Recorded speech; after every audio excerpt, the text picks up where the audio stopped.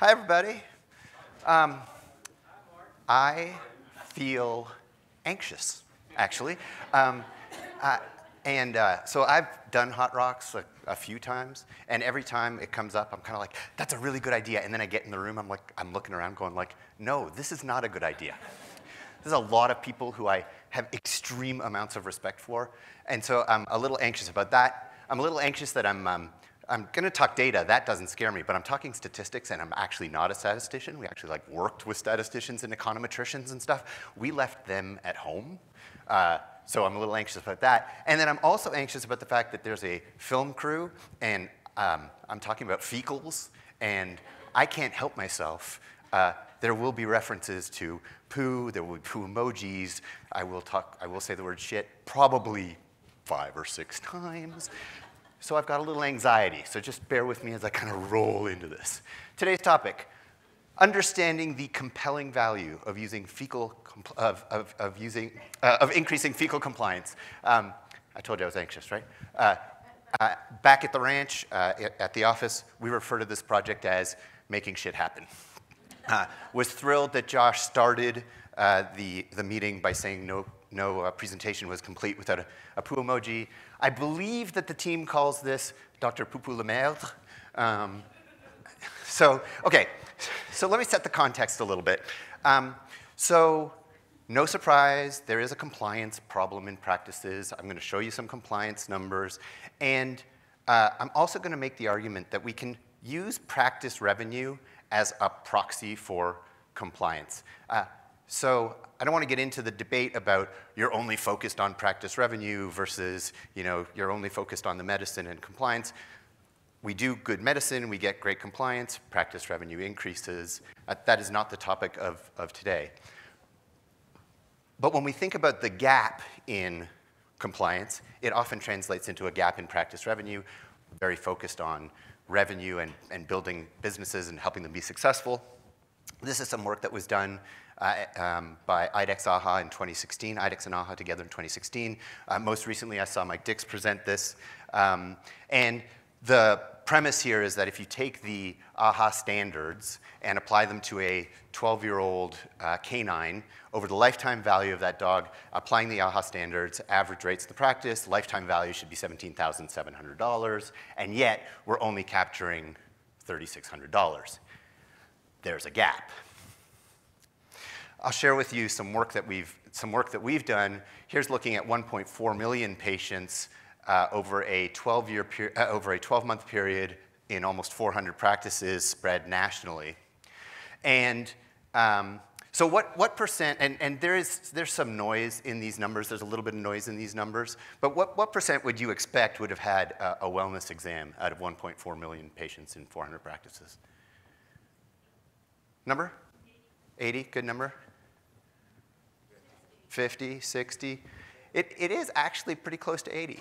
And we're showing you the 25th to 75th percentile. So there's 25% of the sample below that and 25% above. You can imagine 25% above 90% is pretty awesome. That's probably like you walk in and we automatically flag you as having had a wellness exam or something. And so when you look at some of the testing numbers, what's fascinating to me about this is 80% have a wellness exam, but only 33% have blood work. That's, I think, an interesting observation. And you see how broad that fecal test number is, so that between the 25th and the 75th percentile. So you've got 25% below and 25% above that number. Looking at some of the vaccine numbers, parasiticides, and lowly dental prophies. Also not the topic of today, but I was so thrilled to see Mary Berg out here earlier because we got to do something about dental prophies. Topic, another day. Not going to go there now. So again, there is this broad gap in compliance, and it's not a surprise. I don't actually work. I'm not a DVM. I don't work in the veterinary practice, but I speak to a lot of DVMs and people who work in veterinary practice, and you only have 20 to 30 minutes in an exam to figure out what you're going to spend your time on. So given all of the things that we could talk about, what should we choose? So that's kind of the challenge that we set ourselves to. And we did, in late 2016, early 17, we did a much deeper dive. We looked at data from 1,000 practices, 3 years worth of transaction data, 7.5 million canines, 220 million invoice items. And we said to ourselves, okay, what are the things that might drive practice revenue? So can you think about some of the things we might have listed? Help me out here. Well, I mean, what do you think? What might be related to driving practice revenue? Anybody? All of them, so all of them, so absolutely. So things like do wellness exams, or wellness exams. If I hold everything else constant, if I just do wellness exams, does that drive increased practice revenue? Does testing drive increased practice revenue? Does the number of shelter pets that you are working with drive practice revenue? Does the part of the country that you live in drive practice revenue? And so I can share with you, so I do need to stop and pay tribute to my friend Reed Stevens. So we're making this list, right? And I think about, and I'm remembering this conversation that I had with Dr. Stevens. Dr. Stevens has 2 practices in Buffalo, New York. And I walked through his practice maybe 4 years ago, and he's a great guy. He's super thoughtful about his practice and the business part of his practice. And he says, Martin, I am telling you, fecals are a gateway to parasiticides and preventive care, right? He's like totally passionate about this. And I was like, oh, okay, doc, that sounds great. And so as we're making this list of, okay, let's look at practice revenue and see what might be related to it, I said, okay, make sure we add fecals to the list. So here's a list of 24 things we looked at. The testing's all up there. Parasiticide pricing's up there. Vaccine compliance, geography, percent of shelter pets, et cetera, et cetera, et cetera. And here I do have to give a shout out. Because we don't have statisticians in-house, you have 2 choices. You can either buy them or borrow them. And so I went to our friends at Elanco and borrowed statisticians.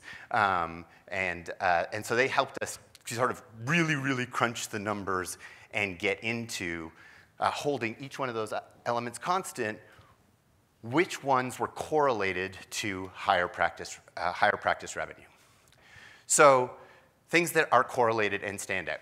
Heartworm testing, fecal testing, food purchasers. Man, if you've got food purchasers in your practice, at some point we had to even like pull out food purchasers because they just like skew the numbers in a crazy way in terms of what they do for practice revenue. County per capita income, dental compliance, wellness blood work compliance, and geography. And so of these, you can't easily change county per capita income, nor can you particularly easily change the practice geography. So we then ended up focusing on these other 5 factors, and we looked at their relationship, statistically significant relationship with either parasiticide revenue and then all other revenue, and fecal testing stood out. So what's interesting here is there's a lot of data that we can use to do further examination. Topic of today, we dug into fecal testing. And just because there's a correlation doesn't actually mean that there is causation, right? So we don't know that fecals cause practice revenue to increase unless we do an experiment. Phase 2, run an experiment. Our job was to drive fecals into the practice. How did we do that? Again, hat tip to Dr. Stevens, who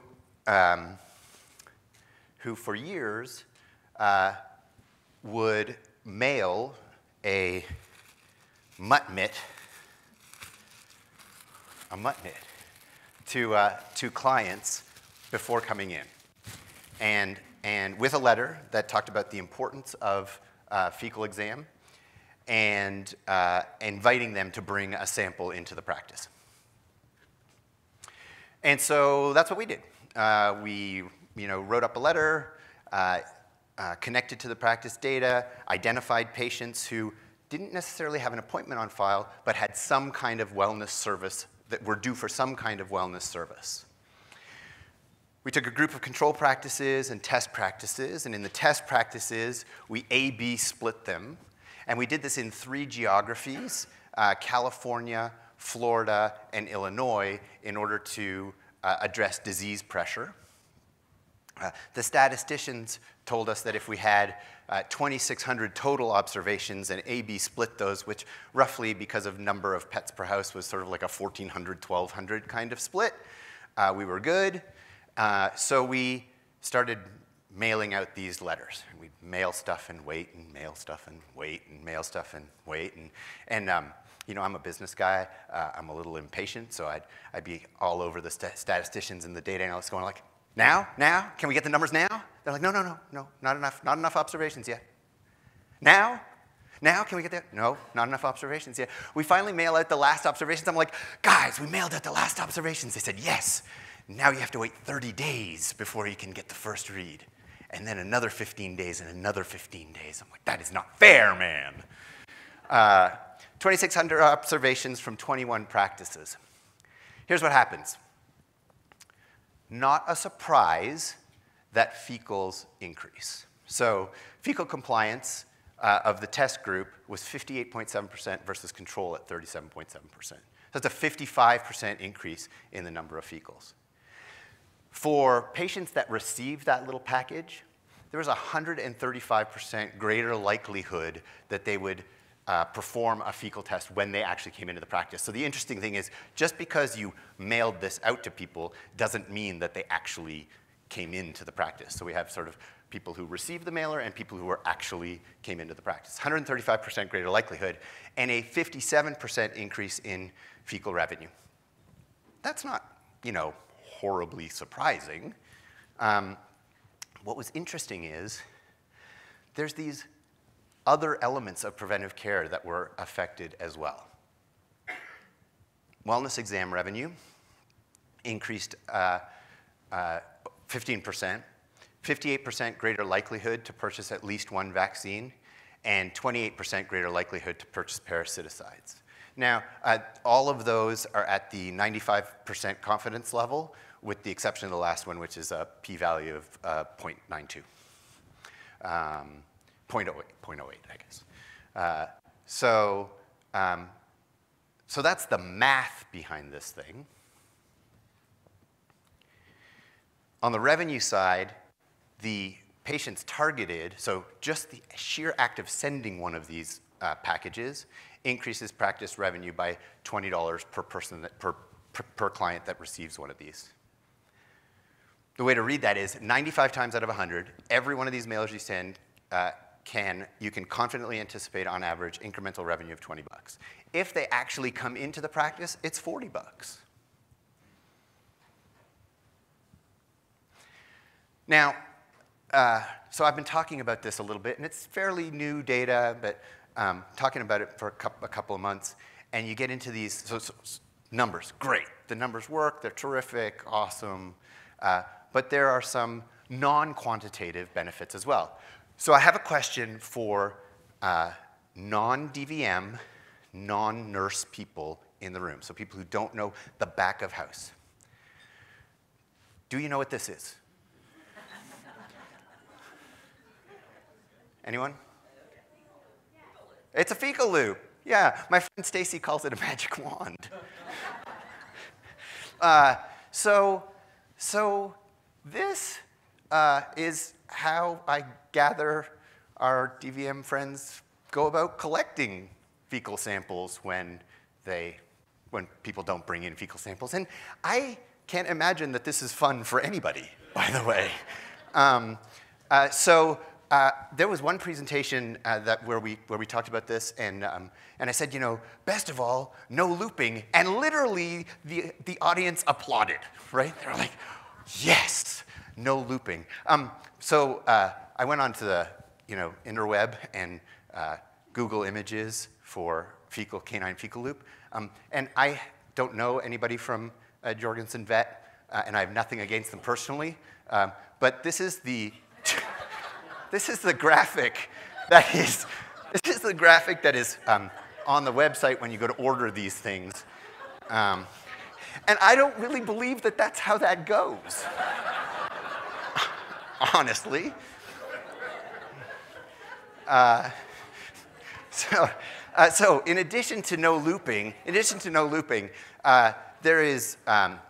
no need to harass your staff to remind people to bring in their fecals. And the other fascinating, this is so mind-blowing for a guy who, works with computers and data and stuff. There's this whole conversation about training pet owners about what to use to bring in a fecal sample. Man, you start getting into this, they're like, and I don't know, DVMs are like all nodding. You get into these conversations about like, can I have my Tupperware container back? This was highly educational to me, personally. So, there are some ancillary benefits. So here are the results all on one page. The moral of the story here is that, so this costs about, somewhere between $2.50 and $3 to put in the mail. So most people are like, ooh, that's a lot of money. And it is. But what's interesting is, here we have like real statistics, not like sniff in the wind, but like real statistics that show that 95 times out of 100, when you do this, you're going to get an absolute guaranteed return, not to mention the ancillary non-economic benefits as well. And so it's really got me thinking a lot about, a lot of the programs and methodologies and suggestions that we make to practices. It's unfortunately really expensive. It costs a lot to try and do these kinds of statistical analyses. But if we can do more of them and bring practices like, here's 5 things that you can do. This one we know statistically works. That's what we should be encouraging people to do, is stuff that is statistically proven to work. And so here's one that we're super excited to share with you.